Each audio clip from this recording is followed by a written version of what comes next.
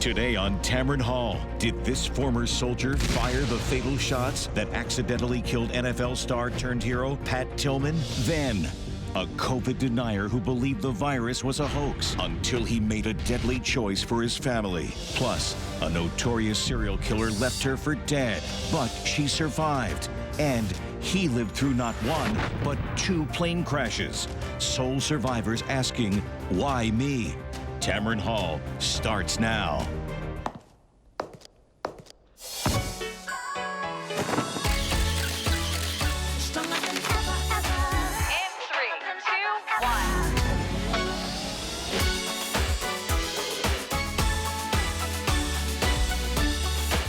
Cheese sandwich.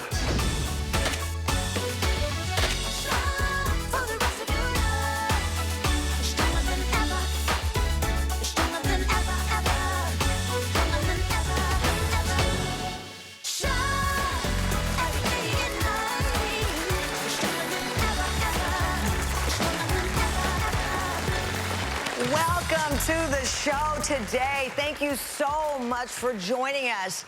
Listen, I recently read a New York Times article. It's called, "It's Okay to Feel Okay Right Now." Now, it's about feeling shame over doing just fine during this pandemic while so many friends and family and other people are struggling. The author of that article, Shar Adams, described it as a bizarre form of survivor's guilt. Survivor's guilt, which is real. And that's what we're talking about today. People who've escaped near death or frightening situations and beat the odds. But even after they survived, they live with the guilt of surviving. My first guest, Stephen Elliott, is a former Army Ranger and author of the memoir, War Story. In 2004, Stephen survived a deadly firefight in Afghanistan, only to find out that he may have accidentally killed one of the Army's most famous soldiers, former NFL star Pat Tillman. Stephen Elliott left Afghanistan holding on to a secret that would haunt him for over a decade. An elite Army Ranger, Stephen was one of the 38 soldiers serving with Pat Tillman, the NFL star who sacrificed a multi-million-dollar football contract to serve his country. Stephen's secret started the day he and Tillman's platoon were ambushed during a mission in the mountains just as it was getting dark. Corporal Tillman disembarked from his vehicle and, in support of his unit, moved into position to suppress enemy fire. Tillman had climbed a ridge line to help fellow Rangers, including Stephen, who were under attack in the canyon below. In the confusion of battle, Stephen and 2 other Rangers fired upon what looked like shadowy images, but it turned out to be Tillman and other soldiers.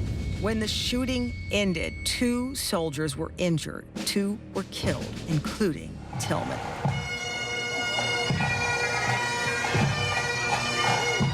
The nation mourned Tillman as a hero. The late John McCain spoke at his funeral. Pat's best service to his country was to remind us all what courage really looks like. But as this fallen soldier was honored, Stephen knew what the family and the public would only learn later. Tillman was not shot by enemy fire, but by one of his own men. And for over a decade, Stephen would keep the devastating secret that he was quite possibly the man who killed an American hero. Stephen Elliott joins us now from Escondido, California. Stephen, thank you so much for talking to me today. I know every time you talk about this, you think about this, the pain resurfaces. So I just want to thank you for being here with me and our audience today. Thank you for having me, Tamron. Absolutely. Please help me understand, and the folks watching, what happened when those shots were fired? I know, as we reported, and it's been widely reported, that there was confusion and the visibility was low. What did you see in front of you? Yeah, so at that point, our platoon had been split. Pat's element was part of a completely different element off to do a completely different objective. And so our 2 elements had been split, and I didn't know that the route that we took was the same route that they had taken. just a half an hour prior. And so as we engaged muzzle flashes and enemy targets in that canyon, and as we came out of that canyon at essentially dark, we saw more muzzle flashes, people appearing to be shooting at us. Our squad leader engaged and killed one of those individuals who was an Afghan soldier who was the other KIA that day. And so we, other members of that vehicle, fired as well, right? Believing that to be an enemy position. So you say within 24 hours of Pat dying, you found out that he was killed by so-called friendly fire. At that moment, did you say, wait a minute, could that have been my bullet? Could I have been the friendly fire? Absolutely. Yeah, there was basically, it was within 24 hours when we were preparing to leave and go back to the FOB. It's about a 5-hour drive. We would leave at night and sort of waiting for darkness. Basically, the rumors had been spreading throughout the platoon that there were a particular type of round that was being pulled out of the rock behind where Pat was killed. And there was only one member of our platoon firing that type of weapon, and he was sitting in the turret of my vehicle, and he was my immediate superior. So immediately, as I found that out right before we initiated our movement, it was a very, very short moment after that, which I recognize that it could have been me. It could have been you. And so in the aftermath of now knowing it could have been you, knowing that it was friendly fire, you struggled with this intense survivor's guilt. I know you have said that you actually wanted to be punished. I read that quote, but what do you mean that you felt you should be punished? It was an accident. Yeah, it's complicated for sure. The emotional cocktail that you have to kind of swallow with all of that. On the one hand, it's obvious that other people made decisions that put us in that situation, and that war is chaotic, and that friendly fire happens. I've had so many people, so many other veterans who've comforted me with their own stories of that. And at the same time, you're the person who stared down the barrel of your gun sights and pulled the trigger. Yeah. And so it's very difficult to divorce yourself from the fact that you have a certain level of responsibility for the choice that you made.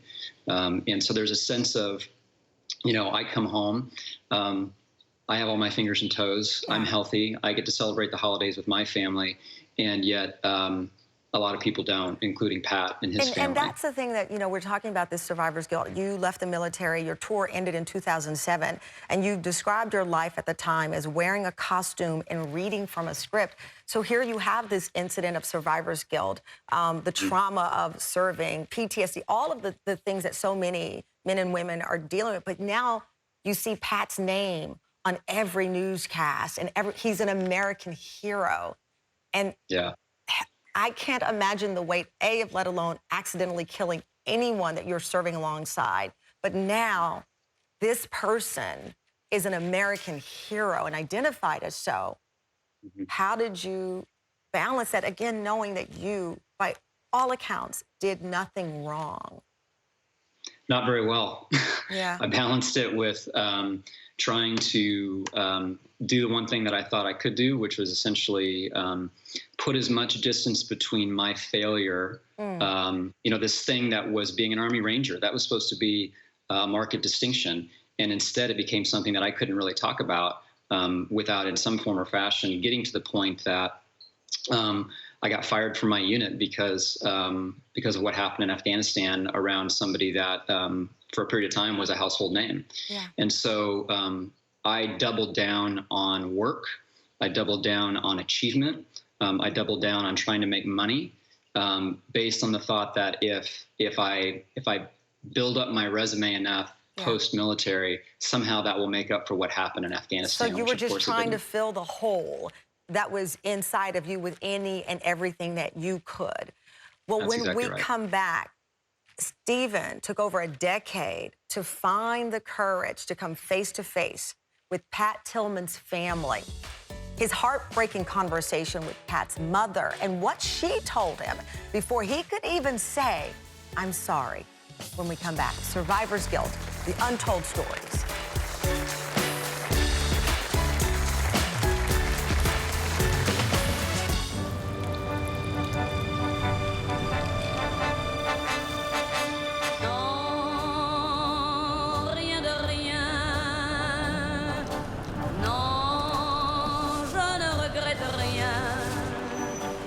driving pays off. With Allstate, the safer you drive, the more you save. You've never been in better hands. Allstate. Click or call for a quote today. 80% of bacteria in your mouth aren't even on teeth. 80%? Colgate Total is different. It fights bacteria in your whole mouth, protecting 100% of your mouth surfaces. Colgate Total, antibacterial protection for a healthier mouth. We believe in good we can all afford. From make-believe made for everyone, to a t-shirt that means the world.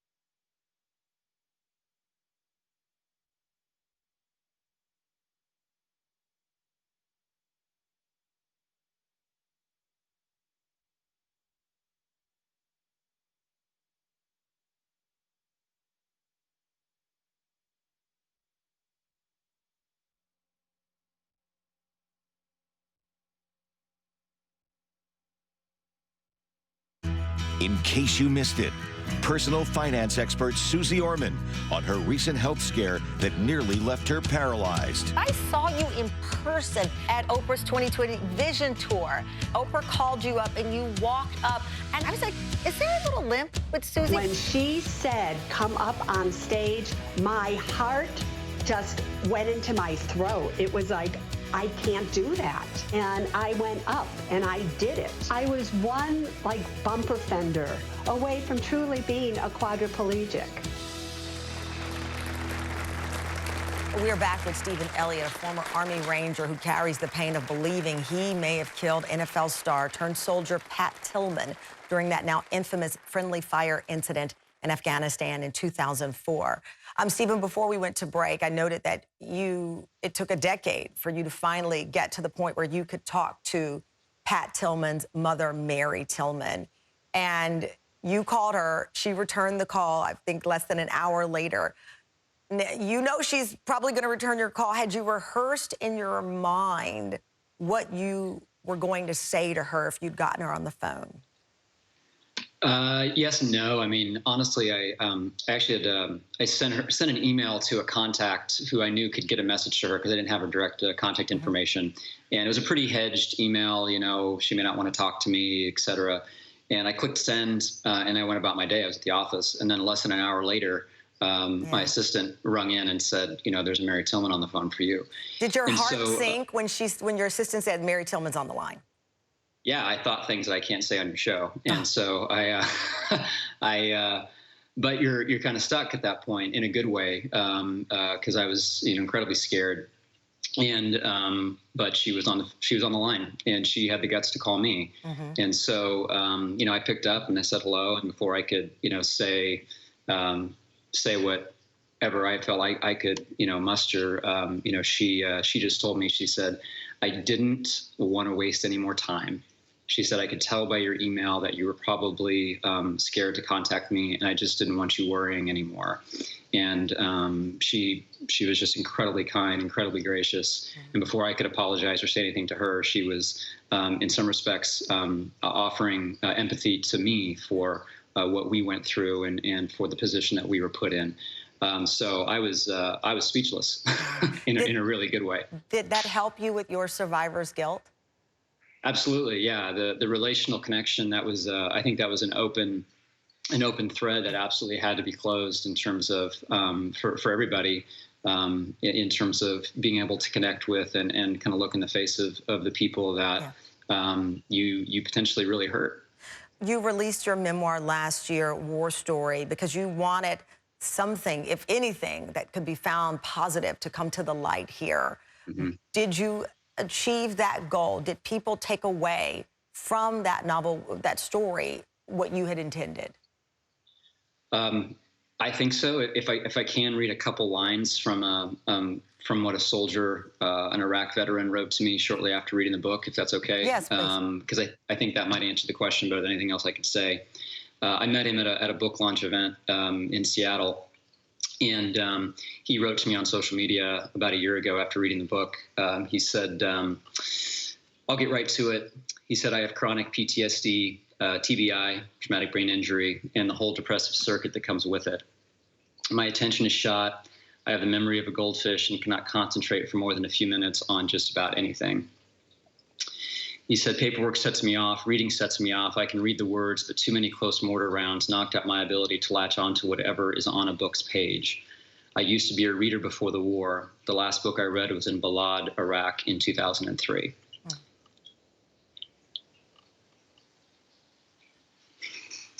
You're getting... And then he said, I'm sorry, then he said, "As of about 10 minutes ago, I just finished my first book in over 15 years. Thank you for that." And so I don't understand for the life of me what it was about that book that enabled him to sit for 2 days and read it cover to cover. But I know that there's something about sharing story that can maybe help remind us that we're not alone, that the darkness that we're experiencing, that the pain that we're experiencing doesn't have to end there. And so with respect to people like James and messages that I get like that, it blows me away. And I'm beyond just flabbergasted that people would experience stories, something that was my failure, something that was the failure of many people, could in any way, shape, or form be used for good, is just a grace that I don't deserve. You do deserve it. You deserve it. And I thank you for your service. I thank you for sharing that story and what it meant to that person and so many countless others. Thank you, Stephen. You're welcome. Stephen's memoir is a war story. It is available where books are sold. She survived her boyfriend, and at least 14 other people did not. What happens when you escape a serial killer? The guilt of staring death in the face and winning. We'll be right back.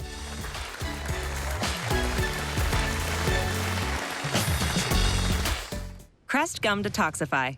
My gums are irritated. I don't have to worry about that. Do I? Harmful bacteria lurk just below the gum line. Crest Gum Detoxify works below the gum line to neutralize harmful plaque bacteria and help reverse early gum damage. Crest. We're so embarrassed we overpaid for this used car. We don't even want to show our faces around here. If you don't see me, you're not seeing the most accurate price. Shop at Carfax. You won't have to overpay on a used car again. Shop millions of great deals at the all-new Carfax.com. What makes a sauce ragu?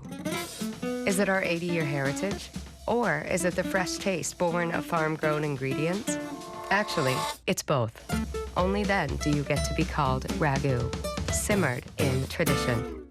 We're for those who love to discover, who know an open mind is the only kind, who don't need to travel to find something new, who know where to escape, even just for a moment, who don't need a fortune to find a gem, and who know when you spend less, you can discover even more and never, ever stop discovering.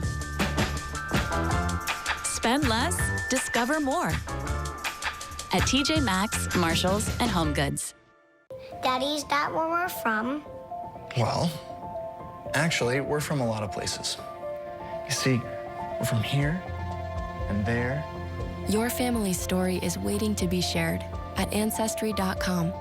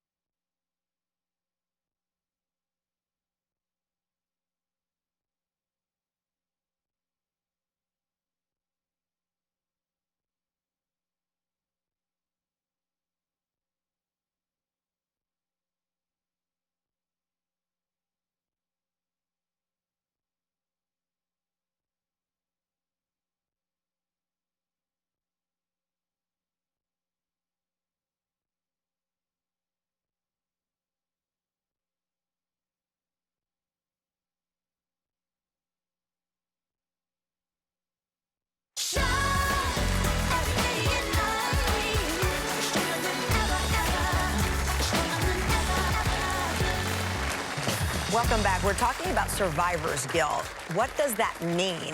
And it really boils down to people saying, why me? This nagging question that lingers with some people who are able to walk away from tragedies that claim the lives of others. My next guest came face to face with a serial killer. Miraculously, she lived to tell her story. Holly K. Dunn is the sole survivor of the infamous railroad killer, a man that law enforcement called a walking, breathing form of evil, after he went on a gruesome killing spree that gripped the entire country in fear. Rafael Resendez Ramirez, known as the railroad serial killer, hops on and off trains, then targets victims who live near railroad tracks. Linked to at least 15 murders in 6 states, Angel Resendez stoked terror across the country in the late 90s as he preyed on targets near the rail lines he rode, earning the name the Railroad Killer. His grisly crimes set off an international manhunt. Authorities considering him so dangerous, he overtook Osama bin Laden on the FBI's most wanted list. On August 29, 1997, Holly K. Dunn and her boyfriend, Chris Meyer, were walking back to a party along the railroad tracks in Lexington, Kentucky, when they were attacked by Resendez. Holly watched helplessly as he brutally murdered Chris. She was then beaten, stabbed, and sexually assaulted, left for dead. But somehow she found the will to survive, gaining the strength to stumble to a nearby house where she found help. We're going through the brush line and looking to see if we can find him. Here he is coming out of the door right now. After almost 2 long years, the man who killed her boyfriend was finally captured, tried, and sentenced to death. Angel Resendez's life ended in 2006, but for Holly, her guilt-ridden nightmares of surviving that night would live on. More than 20 years later, Holly is still coping with the trauma and guilt from being the only one who made it out alive. And she joins me now from her home in Evansville, Indiana. Holly, thank you so much for joining me. When you and Chris were tied up on the grass along that railroad track, you've said that he's told you these words, everything's gonna be okay. Did you? Those were Chris's, they were his last words to me. He was telling me that everything was gonna be okay. And, you know, I felt that it was gonna be okay, but it wasn't okay for him. It was okay for me. And those words came true, that everything has been okay for me. It's incredible that you have a sense of, or had this survivor's guilt, because you didn't walk away without trauma. You were sexually assaulted, you were stabbed, your injuries were broken jaw, your eye socket. Why do you believe, though, that turned into survivor's guilt, knowing that you fought for your life and you have injuries?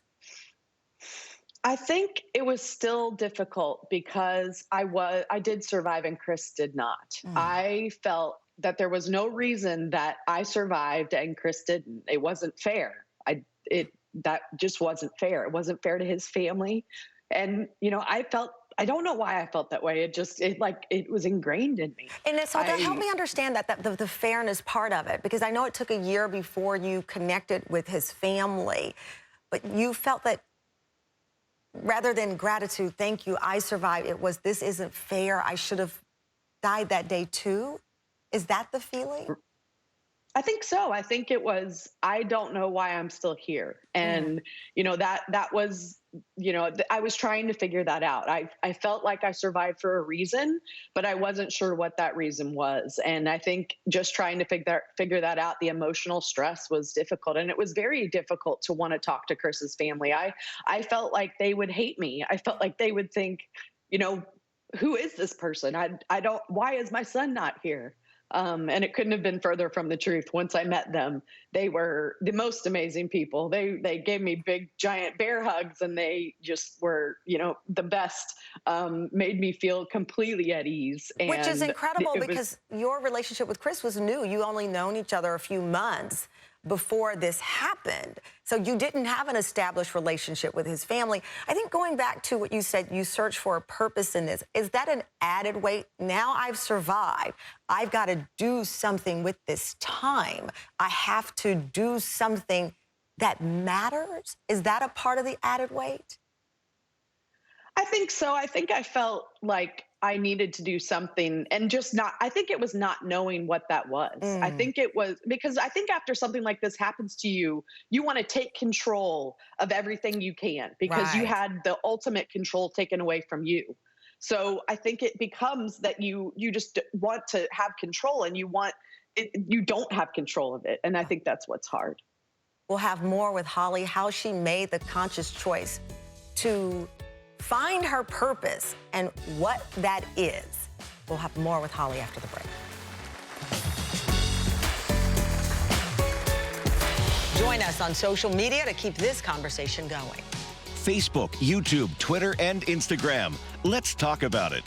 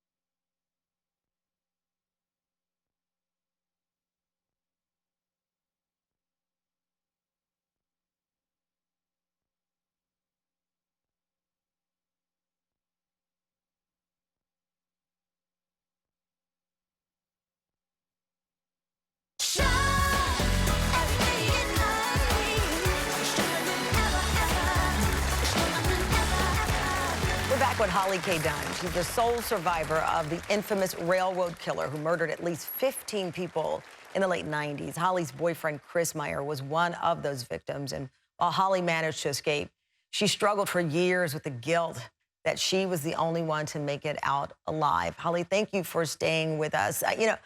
You talked about before the break control, having this loss of control and then trying to find a way to control your life and find this purpose. And you found your purpose with Holly's house. Tell me about that and how that was, I guess, the key to you being able to move forward. Yes, I had begun public speaking and I had been telling my story of what happened, and that really helped me. But what I really needed was something that I could focus on that was greater than me, was something that could be my greater purpose. And Holly's House became that. It's an amazing advocacy center that's located here in Evansville, and they support victims of intimate crimes and abuse. And it's just amazing what they do. They are, I'm so proud of that organization, and it's become something that, I can be a part of and help with things, but that can be this amazing community asset. Because the person who carried out these heinous crimes has died. Did that offer you any closure, any ability to move forward?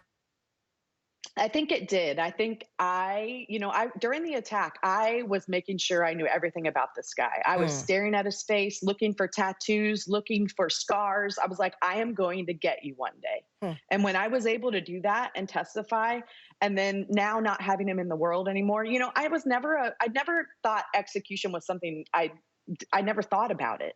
But him not being in the world takes a weight off of my shoulders. I know he can never do this again.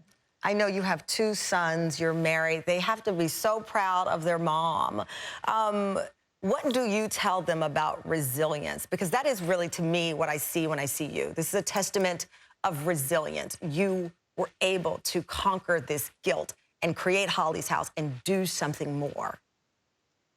I think I lead by example. I think that, they're still young. I don't talk to them a lot about what I do or why I do it, but I want them to know that I lead by example. And I want them to always see that, they'll know in the future that their mom went through something hard and went through something bad, but they'll see, like, she's still my mom. Like, look who she is. Yeah. And I hope that they look.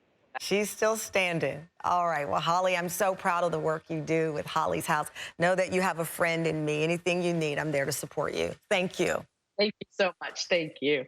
He was a coronavirus skeptic and went on to host a party that led to the deaths of 2 family members, including his father-in-law. The guilt of that has weighed on our guests coming up after the break.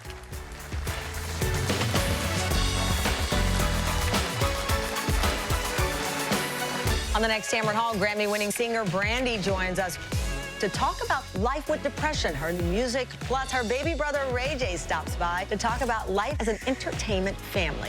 Next Tamron Hall. Tomorrow. Which egg has better taste and nutrition? And is the only egg I'll serve my family? Only Eggland's Best. Better taste, better nutrition, better eggs. Pain can weigh you down, but you're resilient. And Icy Hot No Mess fuels your resilience. Fast-acting, targeted pain relief. Icy Hot. Having dry skin is a struggle. Turns out, my body wash was the problem. Until I tried Olay Body, which improves skin 3 times better than the leading body wash. Better skin from a body wash? You better believe it with Olay Body. You can't fake the goodness of real strawberries, the crunch of real almonds, how chocolatey chunks taste in cold milk. We keep it real because you can't fake delicious. Kellogg's Special K.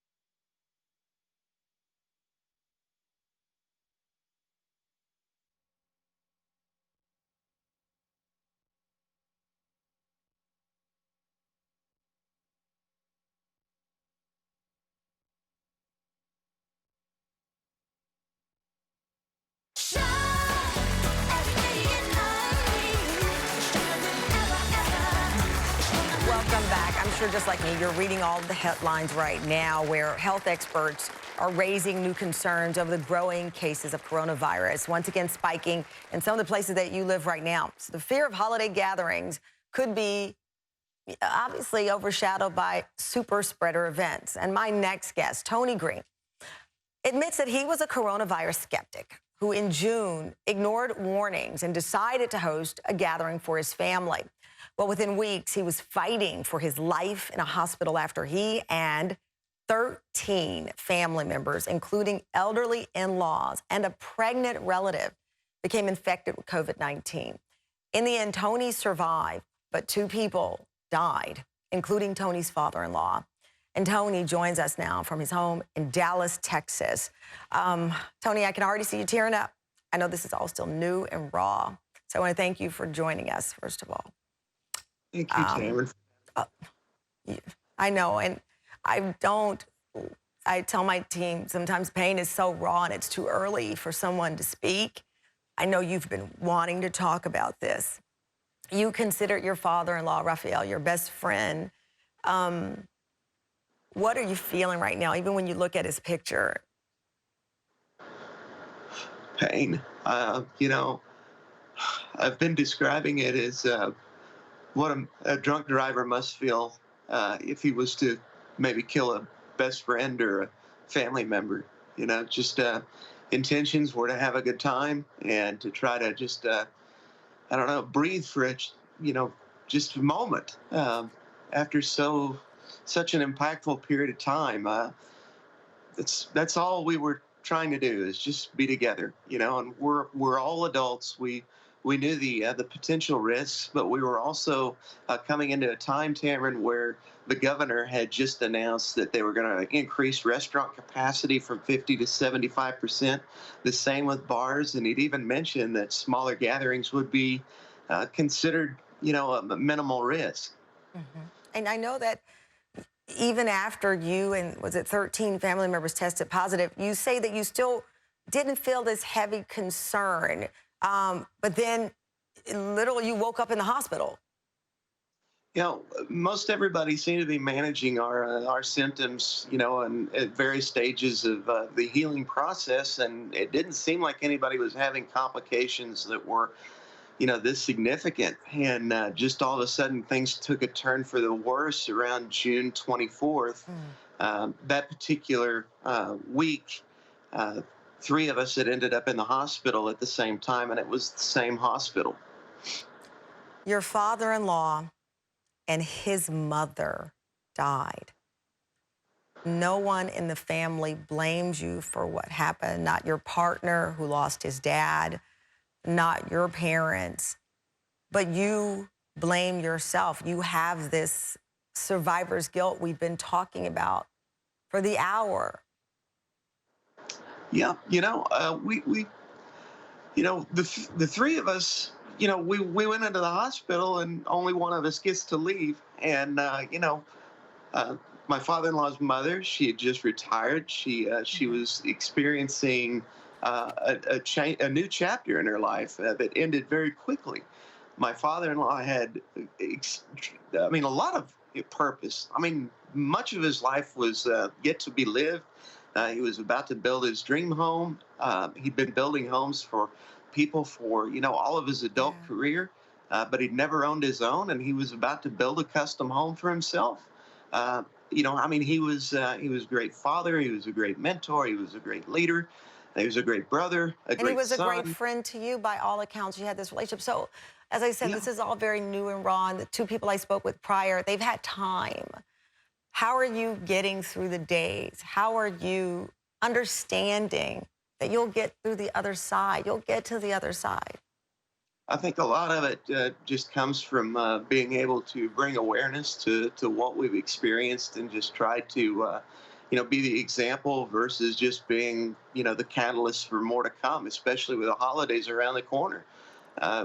You know, every time I leave the house, even in the house, I have reminders. Yesterday was a horrible day for me. I was around an area where he and I spent much of our time, commuting back and forth between different locations. And, you just see certain things that they're iconic now because, there's a memory that I can associate with that. And it's all throughout the DFW Metro. In fact, we will be moving the first of the month, and we're moving out of state. Oh my gosh. Well, listen, I know you know this, but it is a blessing that your partner and your family members who know your heart are there for you. I wish you could wake up and this was all a horrible dream for all of us, but it's not. Thank you. The key is moving forward. I would like to add one thing that's very important, that I want other people to understand what we've been through and be able to use this as an example. I've got a website, theopiniontable.com, and I've got 3, possibly 4 coronavirus stories that are related to my experience, and I believe that they'll be helpful in, sending an urgent for sharing message. That's a very powerful way to reset and try to heal. So thank you so much, Tony, for sharing your story. And my thoughts and prayers are with your whole family. Thank you. Thank you. God bless you. God bless you. The sole survivor of not 1, but 2 plane crashes.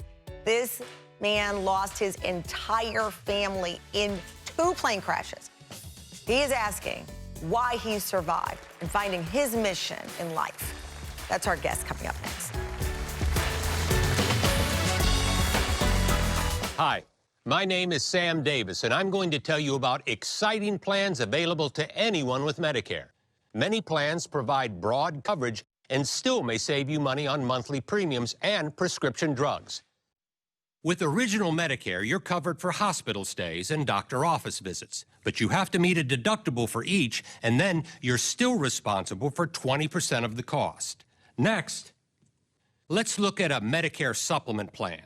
As you can see, they cover the same things as Original Medicare, and they also cover your Medicare deductibles and coinsurance, but they often have higher monthly premiums and no prescription drug coverage. Now, let's take a look at Humana's Medicare Advantage plans.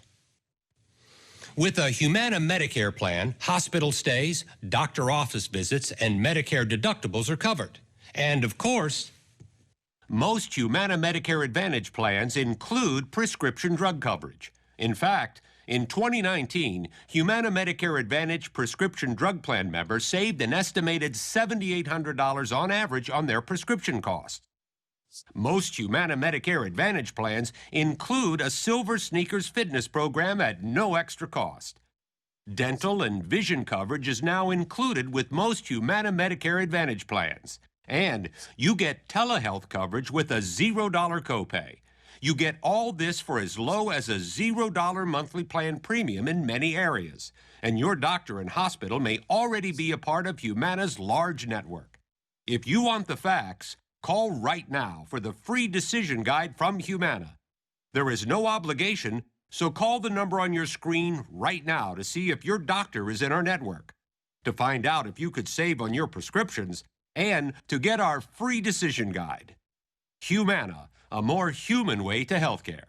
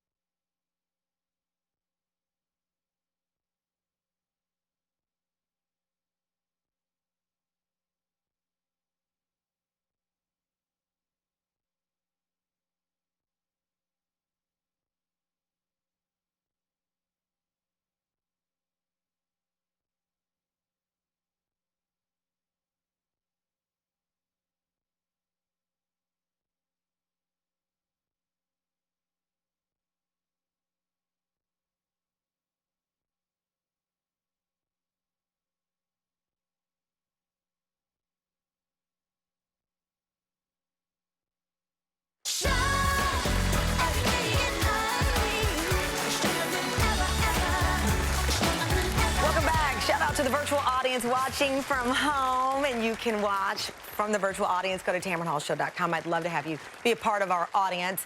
Oh, well, we've been talking about people who've defied odds, and the odds of surviving not one, but 2 fatal plane crashes are 1 in 11 quadrillion. Someone actually did the math on that.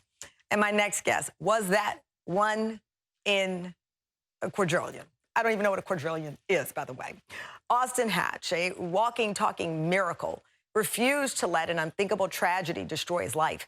The 25-year-old is the sole survivor of 2 plane accidents that happened 8 years apart and claimed the lives of 5 members of his immediate family. Austin Hatch's life changed forever on September 1st, 2003, when his family's single-engine plane burst into flames after crashing into a utility pole while landing. Austin was saved when his father, Stephen, threw the 8-year-old out of the plane's window, but his mother, Julie, 11-year-old sister, Lindsay, and 5-year-old brother, Ian, did not make it out alive.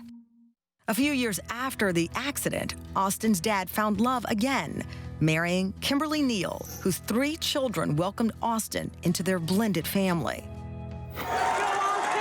Through focus and drive, Austin became an all-star basketball player, and in June of 2011, his dream became a reality when he was offered a full-ride scholarship to play for his mother's alma mater, the University of Michigan. 911? Yeah, we just had an aircraft crash just north of the airfield. It should be on the street just north of the airfield. It's just to the left of, oh my God. But then just 9 days later, another unimaginable tragedy. Another plane crash, shattering Austin's life yet again. This time, Austin's father and stepmother were killed. Austin, also in the plane, was critically injured after the plane missed a runway and crashed in northern Michigan. Who could have imagined 8 years later, roughly the same trip by the same pilot would be doomed again?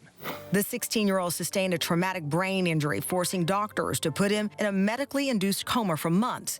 When he woke, he had to learn to walk, talk, even breathe again on his own. Miraculously, Austin had survived.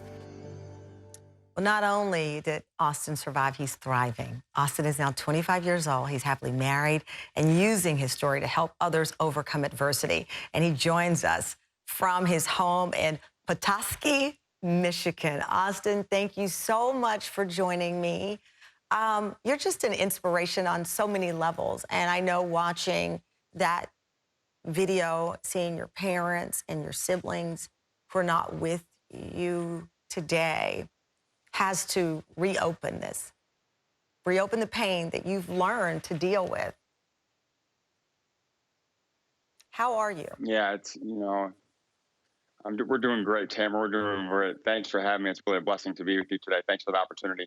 But yeah, as you mentioned, it's hard to see those pictures. But I also recognize in addition to, but while I have lost so much, I also now have the opportunity to honor my family members in heaven every single day about how I live my life, how I go about my business, how I love my wife, and how someday I love our family. So. Yeah. And I love that about you because, listen, we started off the show saying, with everything that's going on right now, there's someone who has lost their job, maybe in your family. You might feel guilty that you're still working, or someone business is closing, but your business is still open. Those are things that are happening right now, and there are different levels to this guilt, if you will, of doing okay, or in your case, surviving. How did you tap into, at such a young age, this ability to pull yourself out of the darkness? How did you know what to do? Well, there's no playbook, so to speak, for overcoming the accidents that I was tragically forced to, the accidents that claimed the lives of my family, in addition to sustaining severe injuries myself.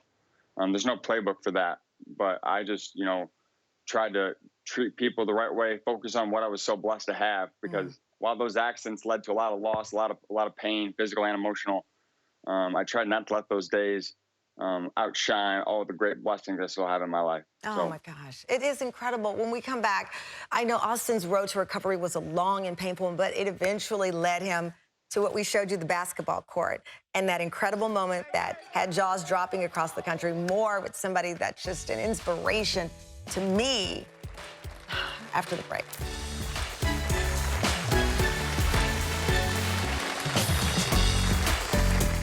Closed captioning provided by 80% of bacteria in your mouth aren't even on teeth. 80%? Colgate Total is different. It fights bacteria in your whole mouth, protecting 100% of your mouth surfaces. Colgate Total, antibacterial protection for a healthier mouth. Which egg has better taste and nutrition and is the only egg I'll serve my family? Only Eggland's Best. Better taste, better nutrition, better eggs. Pain can weigh you down, but you're resilient. And Icy Hot No Mess fuels your resilience. Fast-acting, targeted pain relief. Icy Hot.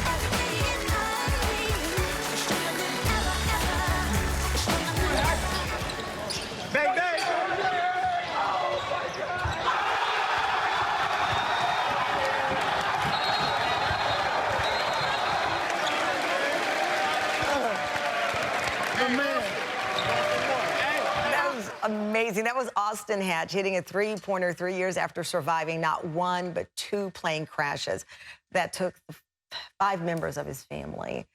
Austin, you're back with us. Thank you so much. I got to talk to you about that moment because it wasn't just about basketball. That was, of course, your mother's alma mater in Michigan. All of this meant so much, University of Michigan, and you got your chance to be on that court. Tell me about that moment and how healing that was for you. That was in high school. Yeah, well, it was incredible. Such a blessing to be able to go and spend a year in Los Angeles at Loyola. My coach there, Coach Jamal Adams, was an amazing guy, and is a dear friend to this day. And yeah, really, we had prepared for that. Prepared to get into a game. The goal was to get back into a game. And I wasn't ready when I first got out to California. But we put a lot of work in with my trainer, Rashid Hazard, who helped me overcome and helped me get better and relearn how to play the game. And eventually we got to the point where I was ready to go and get into a game, and we thought it was going to be safe for me to do so. And coach gave me an opportunity to go in and, ran a play for me, and I was fortunate enough to make the shot. You took your shot and you made your shot. How do you describe your life at this point? When people say, oh my gosh, is it luck? How do you describe it at this point? Well, I'm incredibly blessed, Tamron. And I can't ignore the reality of what I've been through. I can't ignore that. And of course, there's no replacing of my family. And that's a loss I'll live with for the rest of my life. But I also I choose to spend my time and energy and just count my blessings every day. And I have an incredible wife, and we look forward to building an incredible family of our own. So while I do have, I've been through some terrible stuff, but I also choose to look at the glass as half full, so to speak. So. You also, from everything I've read about you and seen, you also try to live without being afraid. You're still embracing the uncertainty of life. Absolutely. There's no reason to slow down. I've been through, like I mentioned, I've been through some unfortunate events, but I can't allow those two events to prevent me from living my life, to the fullest today. And, so the odds of me still being here are very slim. As you mentioned in the beginning, 1 in 11 quadrillion, 560 trillion is the odds of me still being here, according to an MIT statistician. And I look at those odds. Statistically, I shouldn't be here, but if I'm still here, I want to make my life worth something. And you're using your story to help others. Yes, I am. I'm doing my very best to. I speak now for a living, travel the country, talk about overcoming adversity, and the grit that it takes to overcome adversity. Because unfortunately, I went through some big obstacles myself, but we all face obstacles every day, especially now with all the COVID-19 and implications of it. So.